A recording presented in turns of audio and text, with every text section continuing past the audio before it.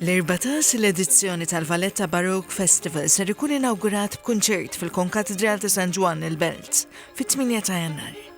Id-direttur artistiku tal-festival Kenneth Zammita Bona qal li kull sena jħejji programm ta' kunċerti bis-sem tal-ibra mużiċisti u f'siti kulturali spettakolari li jinkludu knejjes, katedrali, il-Librerija Nazzjonali, il-Mużew tal-Arkeoloġija, il-Palazz Verdala u l-ġojjel Barokk, it-Teatru Manuel. Avveniment ferm mistenni u antiċipat din is-sena wara preżentazzjoni tal-opra li nstabet riċentament tal-kompożitur Beruq Maltin, Girolamo Abos, fit-Teatru Manuel. Anki l-ewwel Chamber Orchestra li twaffqet riċentament taħt it-tmexxija tal-vjolinist Malti ta' fama internazzjonali Carmine Lauri ukoll ser tkun protagonista b'4 kunċerti. Id-direttur artistiku tal-festival qal li komplementari għall-festival ser titlaqgħu wkoll konferenza importanti bejn l-20 u 23 ta' Jannar f'Malta bis-sem ta' rappreżentanti minn madwar 100 organizzazzjoni kulturali fid-dinja.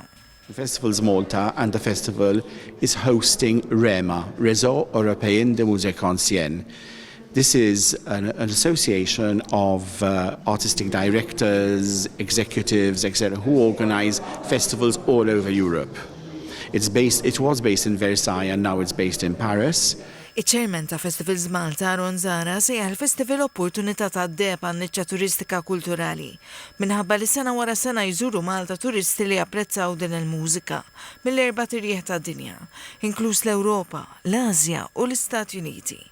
Inawgurat tnedija tal-Festival il-Ministru tal-Kultura u Wirt Nazzjonali Owen Bonici li qal huwa kburi kif Malta qed tistabbilixxi ruħha fiċ-xriki kulturali importanti għall-isbaħ raġunijiet. Fosthom dan il-festival li jattira interess fost dawk li apprezzaw avvenimenti ta' kwalità.